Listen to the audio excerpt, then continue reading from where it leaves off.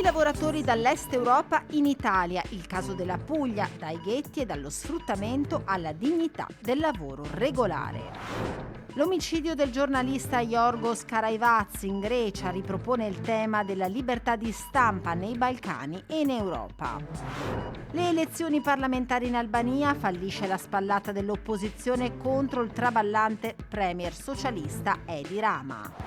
Il padre, libro con cui lo scrittore di Sarajevo Miljenko Jergovic senza reticenze affronta le incertezze, le paure e l'opportunismo del genitore.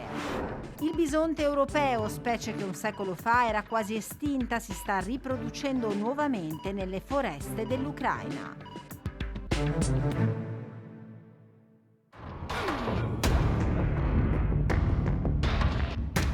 Tutto inizia dai campi di pomodoro e ortaggi del Foggiano e del Salento, primo approdo in Puglia e nel sud Italia per cittadini polacchi, rumeni e bulgari.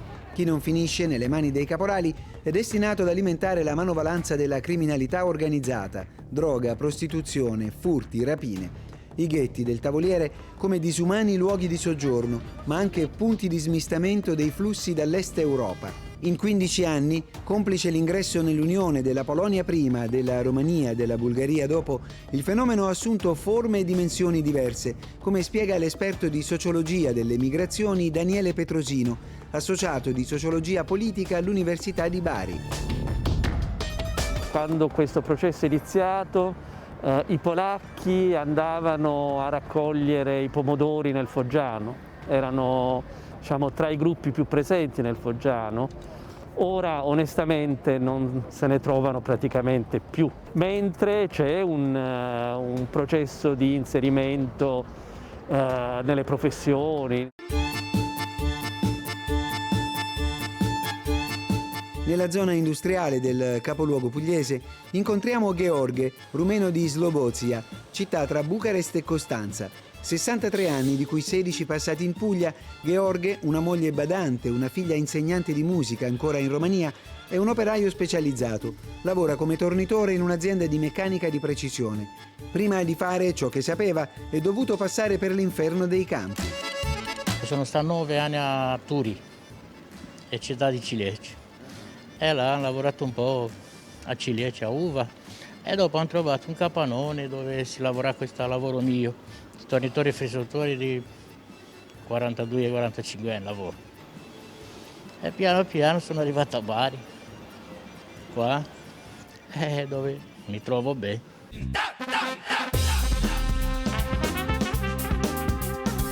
Tra coloro che si sono integrati al meglio ci sono sicuramente i cittadini polacchi. Eva Jankowska è in Italia da 15 anni. Arrivata da un ateneo polacco per un progetto con l'Università di Bari, oggi lavora nella società in-house della regione, Puglia Sviluppo. Si occupa di internazionalizzazione delle imprese. Il suo primo lavoro in Italia, manco a dirlo, è stato quello di interprete per la procura in un processo per caporalato, che vedeva molti suoi connazionali coinvolti sia come vittime che come carnefici. Già dalle intercettazioni si sentiva che erano le persone veramente disagiate, quindi venivano sfruttate anche erano polacchi sfruttati dai polacchi, quindi dai propri connazionali che erano magari venuti un po' prima, hanno conosciuto la lingua e si sono integrati in qualche modo, in modo da poter sfruttare gli altri. La situazione era veramente disastrosa.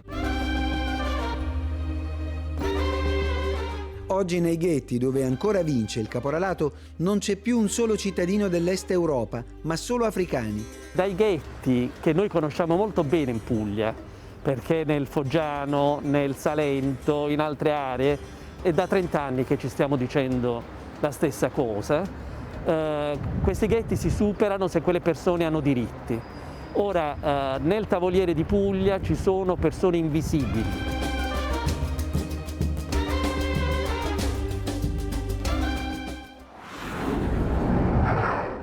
You know, the core issue here is whether Karaivaz was killed for his work La questione centrale è capire se il nostro collega sia stato ucciso per il suo lavoro. Pensiamo stesse lavorando ad un vecchio caso sulla corruzione nella polizia e sui rapporti oscuri con la criminalità organizzata. C'è un'indagine in corso, ovviamente, ma se l'esecuzione è legata al suo lavoro, questo è un messaggio, una minaccia per ogni giornalista che sta cercando di fare il proprio dovere. Il nostro lavoro è criticare qualsiasi autorità, rivelare la verità su criminalità e corruzione di qualsiasi tipo. And the threat to every journalist from all over the world who try to do their work.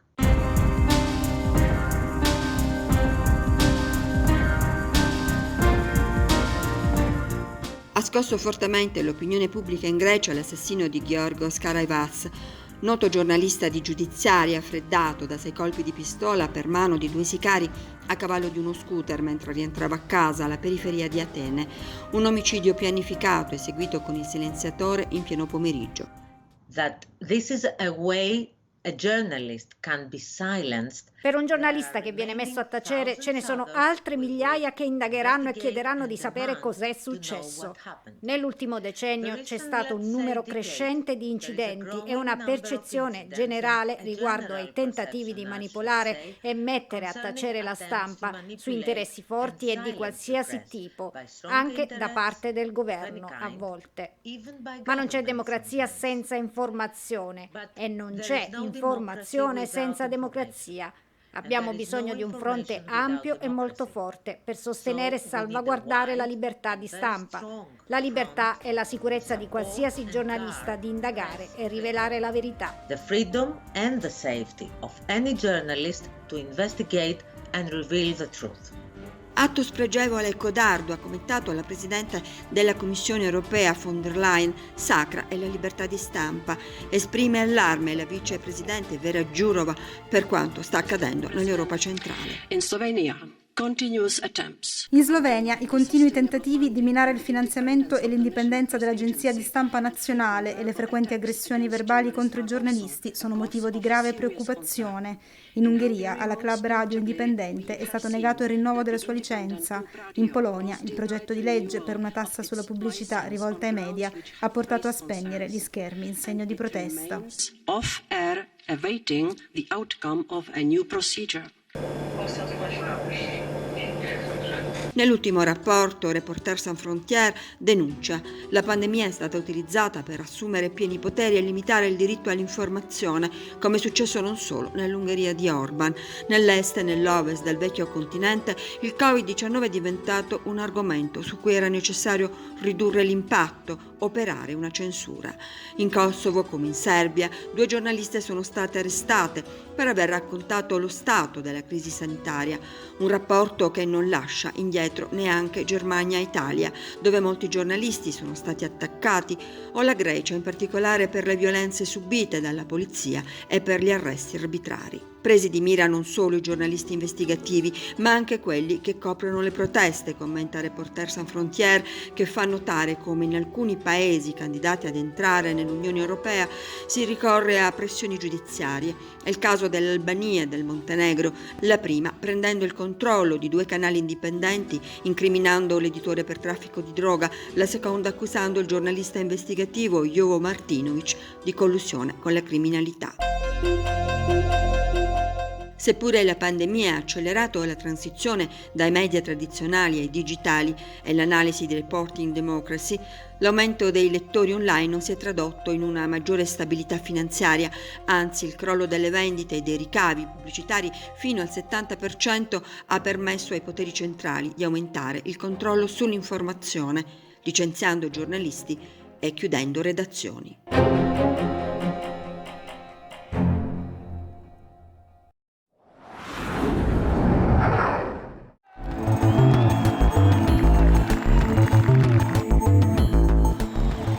Il popolo albanese ha scelto la continuità. Il socialista Edi Rama, ex sindaco di Tirana, sarà per la terza volta consecutiva per altri 4 anni alla guida del governo.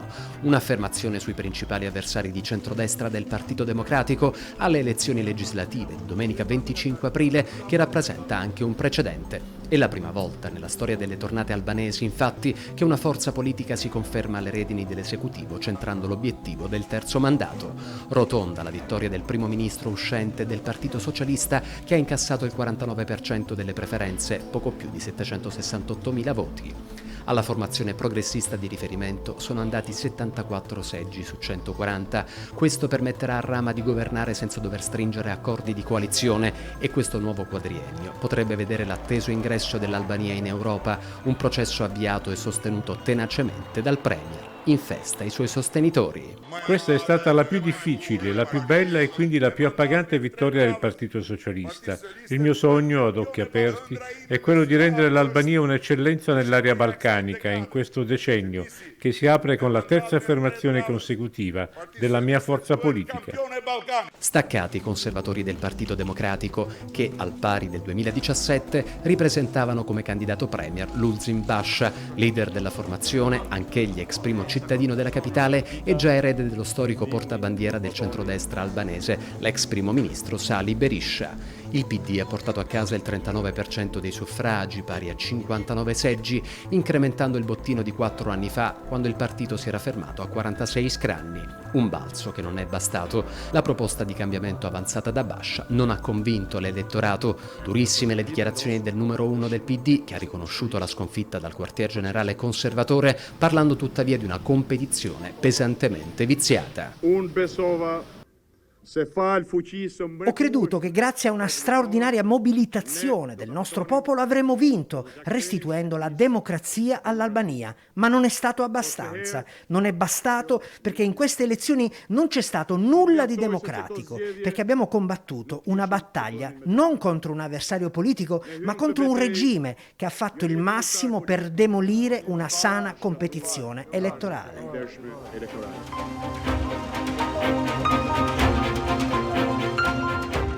A Basha è sfuggita per la seconda volta la premiership, una sconfitta che ha innescato critiche anche aspre da parte dei vertici del PD, almeno 2 i dirigenti che ne hanno chiesto le dimissioni.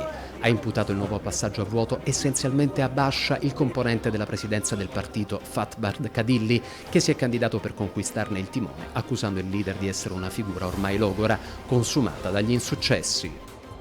È crollato, sempre sul fronte dell'opposizione, il Movimento Socialista per l'Integrazione, fondato dal Presidente della Repubblica Ilir Meta e guidato dalla moglie Monika Kriemadi.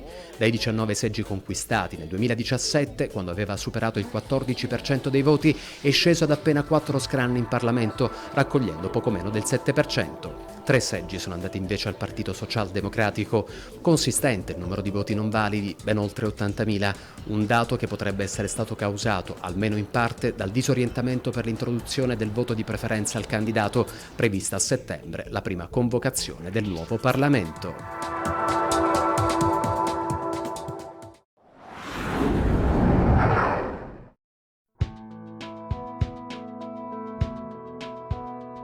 Miljenko Jergović è probabilmente lo scrittore vivente più famoso dell'area ex jugoslava. Nato a Sarajevo in una famiglia croata, nel 1992, all'inizio della guerra, ripara a Zagabria, dove vive tuttora. In Croazia e Bosnia, e poi in tutto il mondo, si afferma con la raccolta di storie brevi Le Marlboro di Sarajevo, a cui seguono molti altri titoli, tutti successi editoriali. L'ultimo di questi lavori, tradotto in italiano, è Il padre, una feroce e amara resa dei conti con il proprio genitore. Il medico Dobro, una persona che non ha saputo reggere né il peso della storia né il peso delle responsabilità personali. Jergović scrive del genitore senza compromessi, senza giustificazioni per le debolezze del padre. Le ragioni di questa scrittura sono una combinazione di sentimenti attinenti alla mia famiglia, il mio privato e fattori prodotti dalla storia della Jugoslavia, della Bosnia e di Sarajevo. Per la nostra generazione questa grande e piccola storia si incrocia costantemente. Mio padre in realtà è stato una vittima di questa grande storia, ma poi ha trasmesso questo suo trauma in modo transgenerazionale su di me. Una situazione complessa che ha creato il racconto sulla sua persona e su di un paese che non esiste più. Jergović descrive senza reticenze il vissuto politico della famiglia del padre, la passione della nonna paterna per il movimento Ustascia, l'identificazione della nonna con la nazione croata e con un cattolicesimo integrale, l'antisemitismo, ma anche i compromessi del padre con il potere comunista, la sua indifferenza ai problemi delle persone, traumi storici che si trasmettono di padre in figlio, traumi anche collettivi in una città, Sarajevo, che ha subito l'odio della Seconda Guerra Mondiale e poi il lungo assedio degli anni 90. Il problema più grave in Bosnia e negli altri stati ex jugoslavi si sostanzia nel problema che qui da noi nessuna guerra è mai finita veramente. Qui da noi neanche la prima guerra mondiale si è ancora conclusa, figuriamoci la seconda o i conflitti jugoslavi. A Sarajevo negli anni scorsi abbiamo discusso dell'assassinio di Francesco Ferdinando come se fosse successo ieri e non un secolo fa. C'erano gruppi di tifosi per gli Asburgo e altri che tifavano per Gavrilo Princip.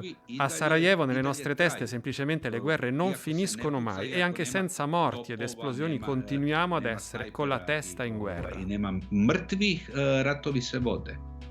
Che sentimenti la dominavano quando scriveva questo libro? Perché tanta rabbia? Quello che avevo sempre presente è che la vita di mio padre è stata un grande sbaglio, un'occasione mancata. Nella sua vita mio padre non è riuscito a realizzare nulla di importante, un nulla colossale, una sconfitta totale che si legava alla sua vita, alla famiglia, ma anche alla grande storia. Se non ne avessi scritto, questa vita insulsa non avrebbe avuto nessun senso, nessuna ragione. Raccontando, ho dato un senso a uno sbaglio totale. A pubblicare l'edizione italiana de Il Padre è stato l'editore Bottega Errante. La traduzione è firmata da Elisa Coppetti.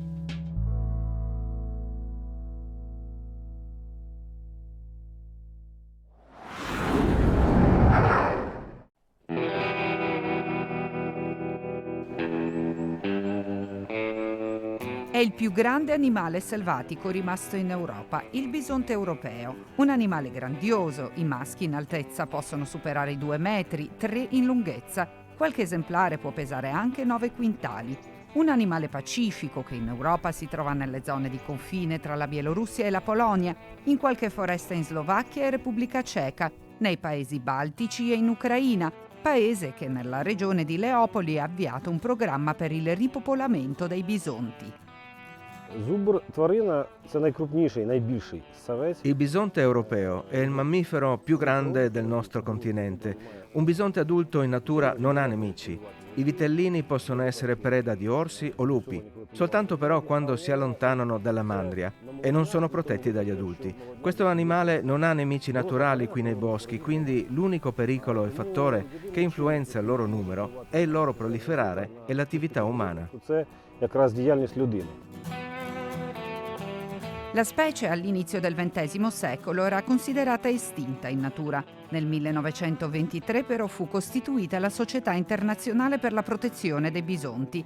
Gli scienziati dell'epoca trovarono negli zoo di tutta Europa esattamente 53 esemplari che furono reintrodotti negli ambienti naturali. Gli zoologi distinguono tra il bisonte di pianura e quello dei Carpazi. Si stima che attualmente in Ucraina ci siano tra i 350 e 400 esemplari. Vediamo che il numero di esemplari sta aumentando in modo dinamico, quindi possiamo sperare che sia sulle montagne sia nelle pianure il numero dei bisonti europei continuerà a crescere. A marzo è iniziato un programma sostenuto dal WWF e dal Servizio Forestale Ucraino per lo studio e il monitoraggio delle mandrie presenti nell'ovest del paese. I ricercatori e le guardie forestali hanno applicato a 2 bisonti adulti dei collari realizzati con un materiale flessibile per pannelli solari e dotati di un localizzatore. Il collare invia costantemente informazioni sulla posizione dell'animale, fornendo la possibilità di analizzare i dati geoinformativi ricevuti. Così saremo in grado di capire dove gli animali pascolano, che cosa mangiano, dove dormono e dove trascorrono il loro tempo durante la giornata.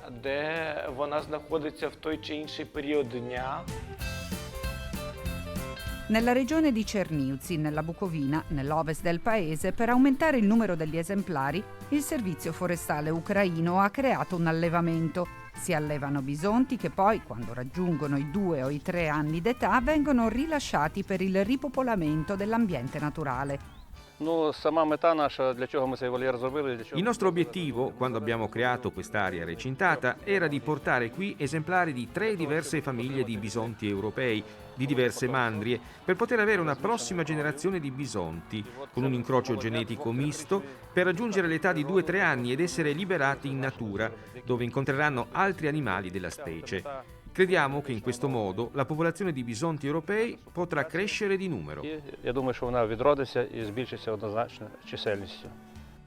Tra le zone dove i bisonti sono stati reintrodotti c'è anche l'area della centrale nucleare di Chernobyl, disabitata ormai da più di 3 decenni. Gli scienziati stimano che il loro numero in Europa dal 2003 sia triplicato. Attualmente nel continente ci sarebbero poco meno di 7.000 esemplari di bisonte europeo.